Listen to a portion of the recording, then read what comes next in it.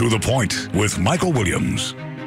It is the sight none of us want to see along the Treasure Coast. Patches of algae blooms showing up, bringing back fears of 2013 and 2016. Good morning and welcome. The summer season can also be the algae season in much of our areas, so we decided today to look at the conditions there, what the mood is of those living around the lake and along the Treasure Coast, and the role it might play in the upcoming elections, a powerful issue that has so many concerns. Joining me now, two people have their fingers on the pulse of the area. Eve Samples, the opinion and audience engagement editor at the Treasure Coast newspapers and tcpom.com, also extensive environmental coverage over the years, and Blair Wickstrom, the publisher of Florida Sportsman magazine. We thank you both for coming in. Eve, we'll begin with you as we talk about the algae crisis, frame where we are, what you're hearing from officials, from people about the concerns, and then we'll pick that comment up with you, sir. Okay. Thanks, Michael. So here we are again. We had the lost summer of 2013. We had mean green 2016, as some folks called it. And here we are in 2018, another election year, and we're poised perhaps for another algae outbreak like we saw in 2016. So we've had about 25 confirmed algae blooms in the lagoon and St. Lucie River. Not all of those are toxic. So far, 4, as of Friday, have been confirmed toxic to some degree. And folks are really concerned. We've got signs up and down the lagoon, the river, warning folks to stay out of the water because of bacteria issues in it. So I know Blair can speak more to that in terms of the fishing community. Yeah, talk about that from the sportsman's point of view, and talk about where your work normally takes your focus, first of all, as you're a new guest to our broadcast. Well, Florida Sportsman, we're a statewide magazine, and we concentrate on how to and where to, but we also have a pretty strong advocacy role, because access and ability to find clean, healthy water dictates, your chances of having a successful day.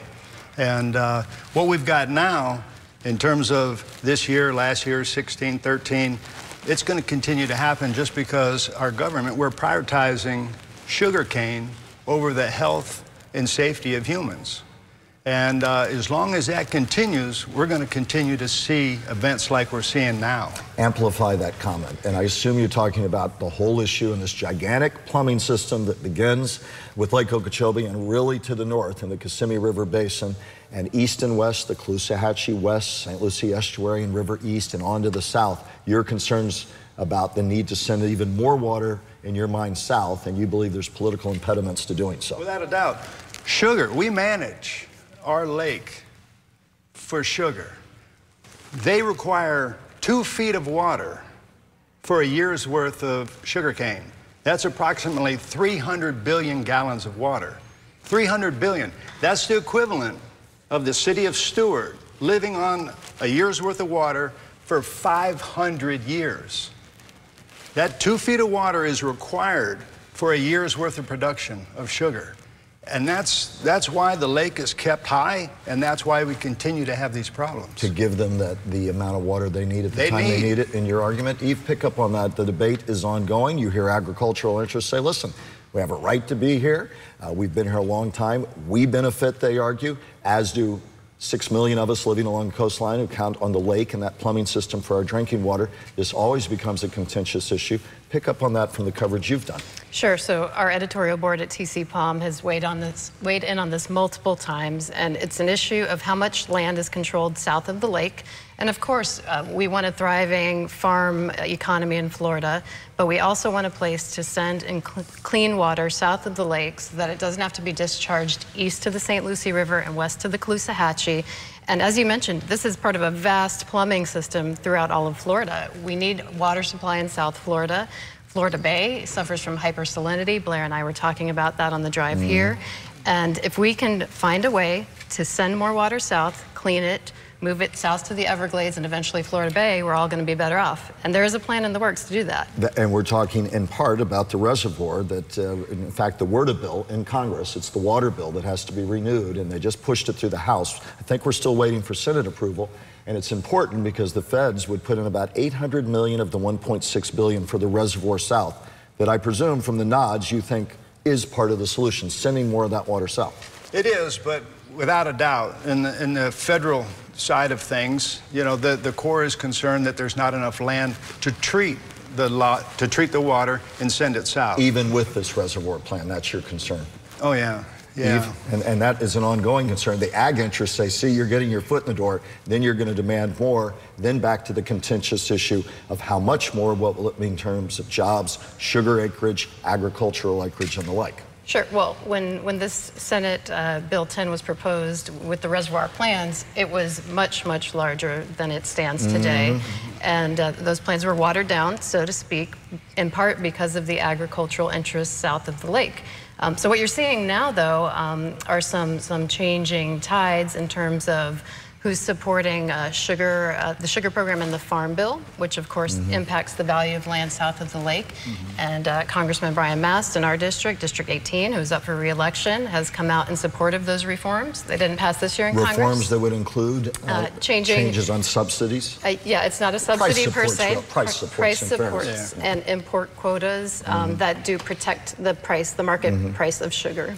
The ag industry, led by sugar, says that might as well be the Bankruptcy Act for us if that was to go through. It did not. It stalled. But that is going to be a contentious issue about how we treat those interests south of the lake going forward. And this is going to come back up again. It is, and we just had Congressman Mast and his Republican primary opponents in to meet with our editorial board on Monday, and we asked Congressman Mast if he would continue to advocate on that point, even though the recent amendment failed, and he said yes, he would, so we'll see what happens. And at the gubernatorial level, Ron DeSantis has indicated he'd be supportive of that, but Adam Putnam, not so. So it's going to be part of the gubernatorial discussion as well. Your take? Well, it's a very big part of how we move forward with who's elected and who's going to be our next governor. They appoint the Board of Governors to the South Florida Water Management District, and that will be a very important next 6 years on how we move forward with this. Bottom line this for me, though, even if the reservoir was finished today, and I want to get some timelines from you. I know a lot of you at home say you're always talking about the dike being finished with repairs in 2022 or 25. You're always talking, Michael, about the reservoir. When are they going to be done? So number one, let's get some hard dates, and then we'll talk about the efficacy of what happens even when they are done. Sure. I just checked this with our environmental reporter, Tyler Treadway, this morning. The reservoir, if everything sails smoothly, would be done in 7 to 9 years. And just keep in mind, that reservoir would maybe take about half of the discharges we get from the lake. So it's not a panacea by any stretch. You mentioned the dike repairs. Those are important for the safety of folks living around Lake Okeechobee, but the Army Corps has never committed to holding the lake at higher levels once that dike is completed. Which we hope might be sped up to 2022. It could be between there and 2025, depending on which politician and which bill authorization you look at. And you're nodding and well, rather ferocious agreement there about that concern. Well, it's that, and it's also in reference to how much this reservoir, if it was done today, how much impact would it have on our discharges we're having right now. A lot of the numbers that you hear, 50 and 60%, that's a combination of existing, 50 or 60. well, correct, existing projects though.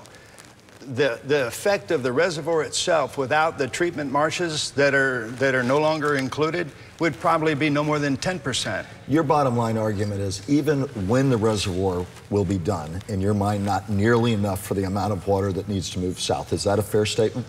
Exactly, and it's just not going to stop the discharges anywhere close to what I think $1.5 billion would bring you. And even when the dike is finished, the argument is you, for many reasons, including the clarity and of the water. For fishermen, you don't want the lake level too high. I had fishermen on the lake said, listen, this is not a panacea either, because for water clarity and quality, the word I was searching for, you've got to make sure you have that flow. So just building a bigger dike around it is important for safety for people around the lake, but doesn't necessarily reduce discharges. I don't think in terms of safety, I think if you raise the level of the water in the dike, you put the communities south of the lake at risk. No matter how much new work you've done on that dike. No matter how much new work, because the higher you raise it, the more likely if you have a big hurricane come in and you do raise the level of it, the better chance of a breach. So you're better off not raising the level of the lake regardless of any work on the dike. Talk about it. For the health of the communities south of the lake. So if I'm sitting at home, I'm saying, so even if all this is done, we still aren't going to get rid of discharges. We still have to face potential algae crisis. If I'm sitting at home or I live on the Treasure Coast, I'm throwing up my hands. There's no one solution, but Take us through the maze of where the best possible solutions might lie. So Lake Okeechobee discharges are the biggest single source of our pollution. The St. Lucie River and Indian River Lagoon are brackish estuary. They don't need any fresh water, and it gives us tons of fresh water. It's a huge part of the issue. It's not the only part. One of the things we're hearing this election year from Democrats, including those who want to run against MAST, are, where's the EPA on this? What about regulation? We're wrapping up 8 years under Governor Rick Scott. He's not been a proponent of really aggressive regulation of source pollution into our waterways. Maybe it's time to talk about that element as well. And don't get me wrong, I'm not talking about giving up on the reservoir plans. It's critical that we find a way to send water south of the lake. But there are also other issues. Septic to sewer conversions are another one, and our editorial board supports that as well.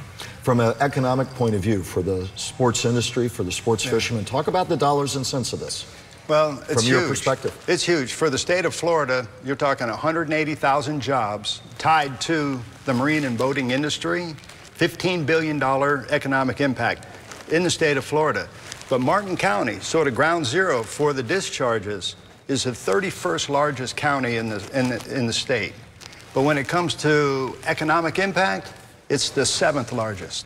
So it's important to the people of Martin County and Stewart, the marine industry. And right now with the discharges, the way it's shaping up, it's not going to be a good year for the marine industry. I want to clarify, I've read quite a bit this week. Some scientists say, wait, we're not necessarily going to have 2016. We're seeing some toxicity.